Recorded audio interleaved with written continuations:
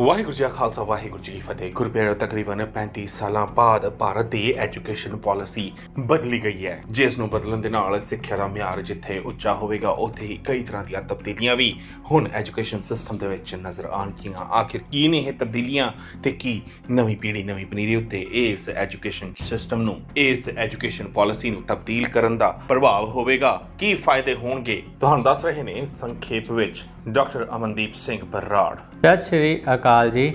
29 ਜੁਲਾਈ 2020 ਨੂੰ ਕੇਂਦਰ ਸਰਕਾਰ ਨੇ ਨਵੀਂ ਐਜੂਕੇਸ਼ਨ ਪਾਲਿਸੀ 2020 ਪਾਸ ਕੀਤੀ ਹੈ, ਜਿਸ ਨੂੰ ਇੱਕ ਬੜਾ ਵੱਡਾ ਕਦਮ ਮੰਨਿਆ ਜਾ ਰਿਹਾ ਹੈ, ਕਿਉਂਕਿ ਇਹ ਪਾਲਿਸੀ ਦੇ ਵਿੱਚ ਬਦਲਾਵ 34 ਸਾਲਾਂ ਦੇ ਬਾਅਦ ਆਇਆ ਹੈ ਤੇ ਅੱਗੋਂ ਹੁਣ ਤੋਂ ਜਿਹੜੇ ਬੱਚਿਆਂ ਦਾ ਭਵਿੱਖ ਇਸ ਪਾਲਿਸੀ ਦੇ ਨਾਲ ਜੁੜਿਆ। ਸੋ ਇਸ ਕਰਕੇ ਇਸ ਪਾਲਿਸੀ ਦੇ ਵਿੱਚ ਕੀ ਹੈ ਉਸ ਦੇ ਬਾਰੇ ਮੈਂ ਤੁਹਾਡੇ ਨਾਲ ਜਿਹੜੀ ਚਰਚਾ ਕਰਨ ਜਾ ਰਿਹਾ, ਪਰ ਉਹ ਤੁਹਾਨੂੰ ਪਹਿਲਾਂ ਹੀ ਦੱਸ ਦਿੰਦਾ ਕਿ ਇਸ ਦੀ ਚਰਚਾ ਮੈਂ 2 ਭਾਗ ਦੇ ਵਿੱਚ ਕਰਾਂਗਾ। ਅੱਜ ਦਾ ਜਿਹੜਾ ਭਾਗ ਪਹਿਲਾ ਹੈ ਉਹ ਸਕੂਲੀ ਸਿੱਖਿਆ ਬਾਰੇ ਹੋਏਗਾ ਤੇ ਅਗਲੇ ਭਾਗ ਦੇ ਵਿੱਚ ਜਿਹੜੀ ਉੱਚ ਸਿੱਖਿਆ ਬਾਰੇ ਗੱਲ ਕਰਾਂਗਾ ਮੈਂ।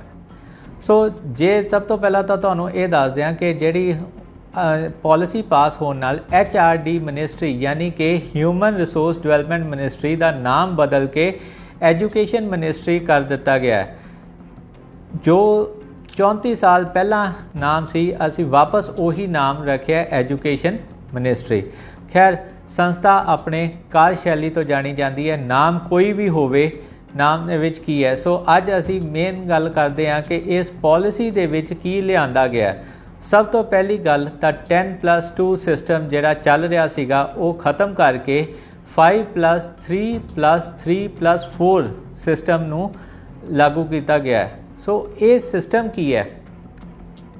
ਇਹ ਸਿਸਟਮ ਦੇ ਵਿੱਚ 12 ਸਾਲ ਸਕੂਲ ਦੇ ਤੇ 3 ਸਾਲ ਜਿਹੜੇ ਪਹਿਲਾਂ ਪ੍ਰੀ ਸਕੂਲ ਦੇ ਸੀਗੇ ਚੱਲਦੇ ਹੁੰਦੇ, ਜਿਨ੍ਹਾਂ ਨੂੰ ਪ੍ਰਾਈਵੇਟ ਦੇ ਵਿੱਚ ਇਹ ਕਹਿੰਦੇ ਸੀਗੇ ਨਰਸਰੀ, LKG, UKG, ਉਧਰੋਂ ਪਿੰਡਾਂ ਦੇ ਵਿੱਚ ਇਹਨੂੰ ਆਂਗਣਵਾੜੀ ਜਾਂ ਬਾਲ ਵਾਟਿਕਾ ਕਿਹਾ ਜਾਂਦਾ ਸੀਗਾ। ਇਹਨਾਂ ਨੂੰ ਹੁਣ 3 ਸਾਲਾਂ ਨੂੰ ਵੀ 12 ਸਾਲਾਂ ਦੇ ਨਾਲ ਜੋੜ ਕੇ ਫਾਰਮਲ ਸਿਸਟਮ ਦੇ ਵਿੱਚ ਲਿਆਂਦਾ ਗਿਆ ਤੇ ਇਸ ਫਾਰਮਲ ਸਿਸਟਮ ਨੂੰ ਪਹਿਲੇ ਜਿਹੜੇ 5 ਸਾਲ ਹੈਗੇ ਆ, ਯਾਨੀ ਕਿ ਨਰਸਰੀ ਤੋਂ ਲੈ ਕੇ ਦੂਜੀ ਤੱਕ ਦੇ, ਉਹਨਾਂ ਨੂੰ ਪਲੇਫੁਲ ਲਰਨਿੰਗ ਦੀ ਗੱਲ ਕੀਤੀ ਗਈ ਹੈ। ਇਹ ਇੱਕ ਵਧੀਆ ਕਦਮ ਹੈ ਪਲੇਫੁਲ ਲਰਨਿੰਗ ਵਾਲਾ, ਕਿਉਂਕਿ ਬਾਹਰ ਵੀ ਮੁਲਕਾਂ 'ਚ ਇਹੀ ਕਨਸੈਪਟ ਚੱਲਦਾ ਹੈ। ਪਰ ਇੱਕ ਜਿਹੜੀ ਇਹਦੇ ਨਾਲ ਸਭ ਤੋਂ ਜੁੜੀ ਚੀਜ਼ ਤੇ ਸਭ ਤੋਂ ਵੱਡੀ ਮੁਸ਼ਕਲ ਜਿਹੜੀ ਅੜੀ ਹੋ ਸਕਦੀ ਹੈ ਉਹ ਇਹ ਹੈ ਕਿ ਕੀ ਸਰਕਾਰ ਕੋਲ ਪਲੇਫੁਲ ਲਰਨਿੰਗ ਲਈ ਟ੍ਰੇਨਡ ਸਟਾਫ ਹੈਗਾ ਤੇ ਪਲੇਫੁਲ ਲਰਨਿੰਗ ਲਈ ਜੋ ਇਨਫਰਾਸਟ੍ਰਕਚਰ ਚਾਹੀਦਾ ਹੈਗਾ, ਯਾਨੀ ਕਿ ਉਹਦੇ ਕਲਾਸਰੂਮ, ਸਮਾਰਟ ਕਲਾਸਰੂਮ ਜਿਹੜੇ ਕਰਕੇ ਫਿਰ ਉਹਦੇ ਵਿੱਚ ਜੋ ਸਮਾਨ, ਸਾਜੋ ਸਮਾਨ ਹੋਰ ਜਿਹੜਾ ਚਾਹੀਦਾ ਹੈਗਾ ਪਲੇਫੁਲ ਲਰਨਿੰਗ ਲਈ, ਕੀ ਸਰਕਾਰ ਇਸ ਬਜਟ ਦੇ ਵਿੱਚ ਉਹ ਸਾਰਾ ਕੁਝ ਜਿਹੜਾ ਪ੍ਰੋਵਾਈਡ ਕਰ ਸਕੇਗੀ? ਕਿਉਂਕਿ ਜਿਹੜਾ ਹੁਣ ਪੈਸਾ ਚੱਲ ਰਿਹਾ ਉਹਦੇ ਨਾਲ ਤਾਂ ਕਾਫੀ ਸਰਕਾਰੀ ਸਕੂਲਾਂ ਦੇ ਕੋਲ ਹਜੇ ਤੱਕ ਵੀ ਪੂਰੇ ਕਮਰੇ ਨਹੀਂ ਹੈਗੇ, ਕਈਆਂ ਕੋਲੇ ਡੈਸਕ ਨਹੀਂ ਹੈਗੇ, ਨਾ ਹੀ ਉੱਥੇ ਤੱਪੜ ਹੈਗੇ ਆ, ਨਾ ਹੀ ਦਰੀਆਂ ਹੈਗੀਆਂ ਤੇ ਨਾ ਹੀ ਬਲੈਕਬੋਰਡ ਹੈਗੇ ਆ। ਸੋ ਇਹ ਇੱਥੇ ਆ ਕੇ ਇੱਕ ਬੜਾ ਵੱਡਾ ਕੁਐਸਚਨ ਮਾਰਕ ਆ ਜਾਂਦਾ ਇਹਦੀ ਇੰਪਲੀਮੈਂਟੇਸ਼ਨ ਤੇ। ਦੂਸਰੀ ਗੱਲ ਜਿਹੜੀ ਹੈ ਉਹ ਇਹ ਹੈ ਕਿ ਵੋਕੇਸ਼ਨਲ ਕੋਰਸਿਸ ਜਿਹੜੇ ਹੈਗੇ ਆ ਉਹ 6ਵੀਂ ਤੋਂ ਸਟਾਰਟ ਕੀਤੇ ਜਾਣਗੇ, ਯਾਨੀ ਕਿ ਕਿੱਤਾ ਮੁਖੀ ਕੋਰਸਿਸ ਵੀ ਪੜ੍ਹਾਈ ਦੇ ਨਾਲ 6ਵੀਂ ਤੋਂ ਲੈ ਕੇ 10ਵੀਂ ਤੱਕ ਕੀਤੇ ਜਾਣਗੇ। ਹੁਣ ਜੇ ਮੈਂ ਥੋੜ੍ਹੀ ਜਿਹੀ ਝਾਤ ITI ਤੇ ਮਾਰਦਾ ਤਾਂ ਜਿਹੜੇ ਯਾਨੀ ਕਿ ਸਾਡੇ ਇੰਡਸਟਰੀਅਲ ਟ੍ਰੇਨਿੰਗ ਇੰਸਟੀਟਿਊਟ ਜਿਹੜੇ ਹੈਗੇ ਆ ਉਹਨਾਂ ਦੇ ਝਾਤ ਮਾਰੀਏ ਤਾਂ ਨਾ ਹੀ ਉਹਨਾਂ ਦੇ ਕੋਲ ਕੋਈ ਟ੍ਰੇਨਡ ਸਟਾਫ ਹੈ, ਨਾ ਹੀ ਉਹਨਾਂ ਦੀ ਲੈਬੋਰਟਰੀਜ਼ ਦੇ ਵਿੱਚ ਕੋਈ ਸਮਾਨ ਹੈਗਾ। ਜੋ ਅੱਧ ਅਧੂਰੀ ਸਿੱਖਿਆ ਲੈ ਕੇ ਬੱਚਾ ਪਾਸ ਹੁੰਦਾ ਉਹ ਅਮਲੀ ਰੂਪ ਦੇ ਵਿੱਚ ਕਿਸੇ ਕੰਮ ਜੋਗਾ ਨਹੀਂ ਹੁੰਦਾ ਤੇ ਕਾਰਖਾਨੇਦਾਰ ਅੱਗੋਂ ਉਹਨਾਂ ਨੂੰ ਕਹਿ ਦਿੰਦੇ ਆ ਕਿ ਤੁਹਾਨੂੰ ਕੁਝ ਨਹੀਂ ਆਉਂਦਾ, ਤੁਸੀਂ ਕਿਸੇ ਕੰਮ ਜੋਗੇ ਨਹੀਂ। ਸੋ ਇਹ ਸਾਰੇ ਦੇ ਵਿੱਚ ਜਿਹੜਾ ਇਨਫਰਾਸਟ੍ਰਕਚਰ ਦਾ ਬੜਾ ਵੱਡਾ ਰੋਲ ਹੈਗਾ।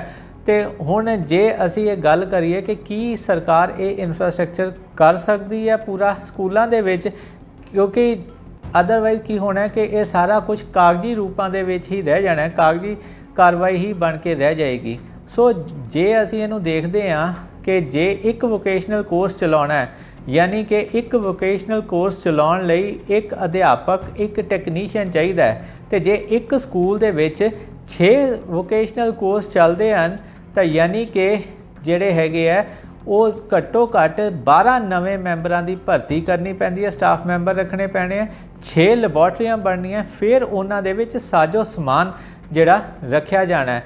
ਤੇ ਜੋ ਸਾਡਾ अर्थ व्यवस्था का ढांचा है कि सरकार ये सारा पूरा कर सकेगी, ये इंफ्रास्ट्रक्चर प्रोवाइड कर सकूगी।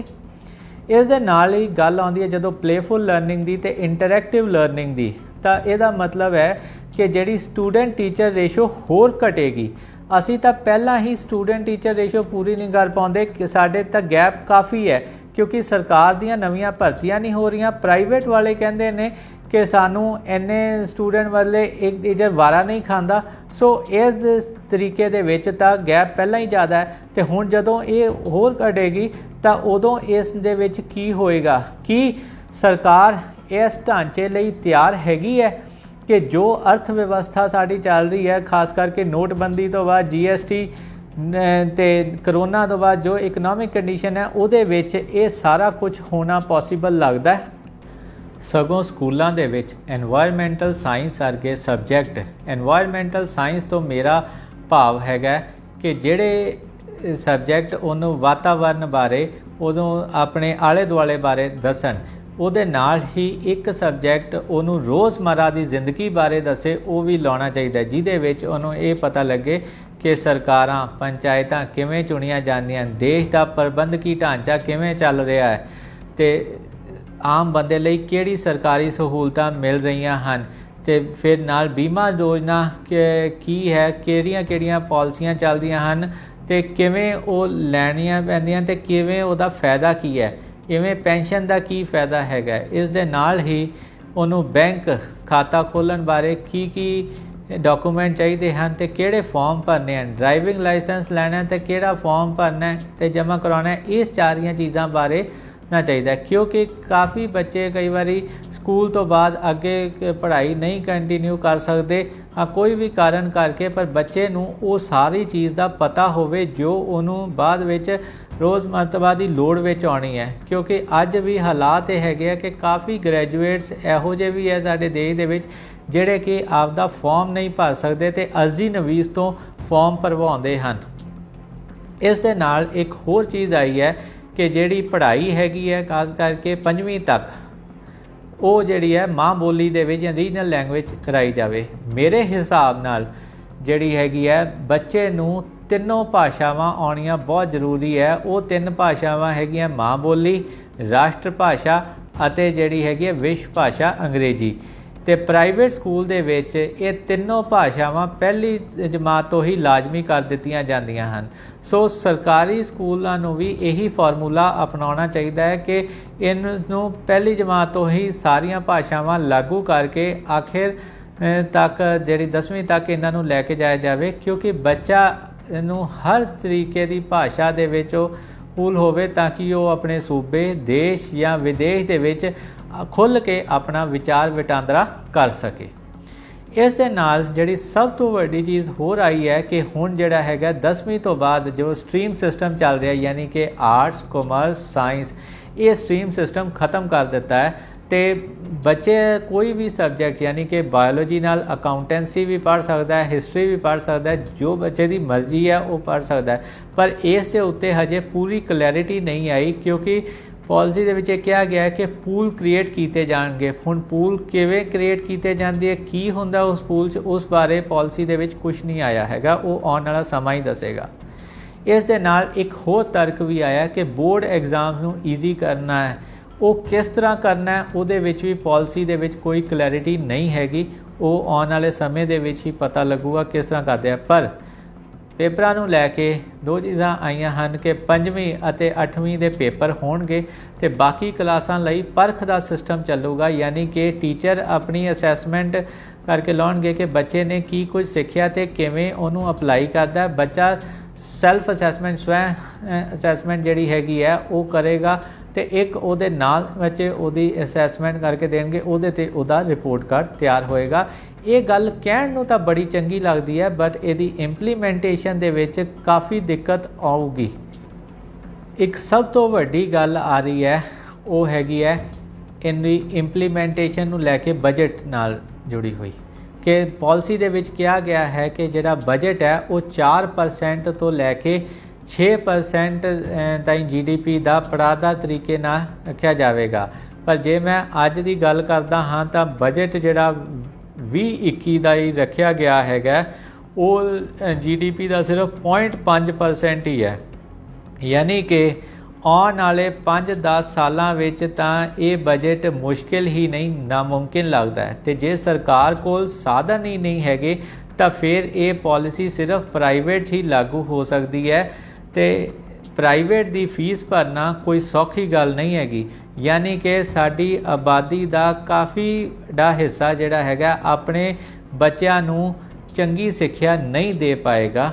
धन्यवाद। गुरबेरो नैशनल एजुकेशन पॉलिसी जिन्नी मर्जी वधिया तो वधिया सरकार बना लवे, पर उदों तक भारत की नौजवानी की बेड़ी कदे भी पार नहीं लग सकती ਜਦੋਂ तक सरकारां नौजवानी ਨੂੰ ਲੈ ਕੇ ਉਹਨਾਂ ਦੇ ਚੰਗੇ ਭਵਿੱਖ ਨੂੰ ਲੈ ਕੇ ਚਿੰਤਿਤ नहीं ਹੋਣਗੀਆਂ, क्योंकि नौजवान पढ़ लिख के विदेशों में जाने की कोशिश ਦੇ ਵਿੱਚ जुटे हुए ने। जो भी चंगी एजुकेशन हासिल कर रहा है या चंगे मार्क्स लै रहा है वो पहला ही विदेश में अपना एडमिशन अप्लाई कर दिंदा है, क्योंकि वो जानते हैं कि भारत के आए दिन अर्थव्यवस्था वध तो बदतर होंदी जा रही है। तो आने वाला कल भारत का करजाई देश वर्गा होवेगा। ते जेकर भारत दे विच अजिहा ही राज अजिहा ही शासन चलदा रहा जिस दे विच सिर्फ ते सिर्फ अमीरां ते रसूखदारां दे हत्थां दे विच सारा बिजनेस दिता जा रहा है, वड्डे बिजनेस घराणियां दे हथ ठोके बन के सियासतदान चल रहे ने, तां ओह दिन दूर नहीं होवेगा जिस दिन भारत दा गरीब बहुत गरीब होवेगा ते अमीर बहुत अमीर, जो कि इस वेले भी है पर मध्यम वर्ग विच रह के पिस जाएगा, मर जाएगा। तो ये सब इस मसले ते की सोचते हो, अपने विचार नीचे कमेंट्स दे विच जरूर देना। वीडियो चंगी लगी होवे लाइक ते शेयर भी जरूर करना। वाहिगुरू जी का खालसा, वाहिगुरू जी की फतेह, वाहिगुरू। पंजाब अते पंजाबियत नाल जुड़ी हर गतिविधि, सत्ता ते सियासत दी हर खबर वास्ते हुणे सबसक्राइब करो गुरबाणी अखंड बाणी ते नोटिफिकेशंस वास्ते बैल नूं रिंग